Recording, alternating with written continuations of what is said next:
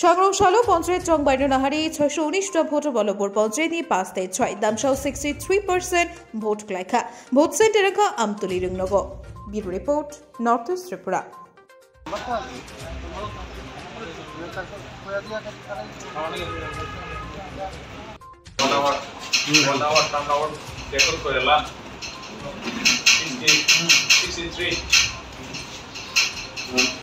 আজকে তো ভোট দিলাম, আমার খুব ভালো লাগলো, কারণ আমি এসে দেখলাম আমি ফার্স্ট সকাল সকাল এলাম, তো ভালোই লেগেছে। আশা করি ভালোই হবে, যিনি নির্বাচিত হবেন ভালোই হবেন এবং ভালো কাজ করবেন, দেশের মঙ্গল করবেন। কিসের ভিত্তিতে এই ভোটটা দেবেন?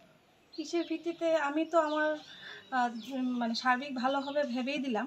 এখন দেখা যাক সব জনগণ যারা আসবেন বা ভোট দেবেন সেরকম সবার মঙ্গল যিনি করবেন ভেবেই দেবেন, আগামী দিন ভালোই হবে।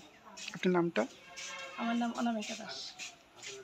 18 জুমিনগর বিধানসভার আমাদের পশ্চিম ত্রিপুরা জেলা পরিষদের আমাদের 13 আর 15 নম্বর আসনে ভোট চলছে। সকাল থেকে আমরা সব পুলিশ স্টেশনেই ঘুরছি, শান্তিপূর্ণ কোনো সুন্দর ভোট হচ্ছে।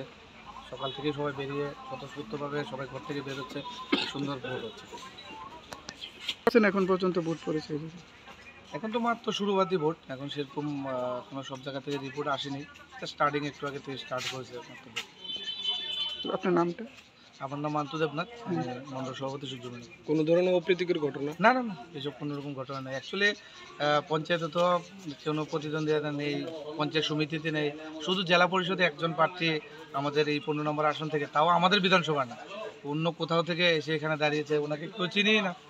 সে আমাদের ভারতীয় জনতা পার্টি আমাদের মণ্ডলের এসসি মোর্চার সভাপতি অবিনাশ দাস দাঁড়িয়েছে। তো স্বতঃস্ফূর্তভাবে সমস্ত কার্যকর্তারা এলাকাবাসী স্বতঃস্ফূর্তভাবে ভোটে অংশগ্রহণ করেছে। বিরোধীরা বলছে কি তাদের যদি প্রার্থী দেওয়া হয়েছে না, তার এই বিষয়টা নাকি? প্রার্থী না দেওয়া হলে তাহলে ওরা জেলা পরিষদে কোথায় থেকে দিয়েছে? তাহলে ভোট কেন হচ্ছে? ওরা যদি প্রার্থী না দিতে পারে তাহলে ভোট কেন হচ্ছে? ওরা জনগণের কাজ করবে না এলাকার। অ্যাকচুয়ালি বলতে গেলে তো কাজ তো যদি জনগণের কাজ করতে হয় তাহলে আপনি পঞ্চায়েতে দাঁড়াতে হবে, পঞ্চায়েতে অংশগ্রহণ করতে হবে। এরা তো পঞ্চায়েতেই অংশগ্রহণ করেনি, এরা মানুষের জন্য কাজ করার ইচ্ছা নেই। এরা জেলা পরিষদ আগরতলা বসে বসে ভাষণ দিবে, বিজেপির আমাদের সরকারের বদনাম করবে। আর জনগণের কাজ করতে হলে তো পঞ্চায়েতে আসতে হবে, এরা তো পঞ্চায়েত থেকে ভেঙে গেছে। জয়নে কত আশা করি? 100% আশা করি, কারণ আমরা সবসময় জনগণের সাথে আছি।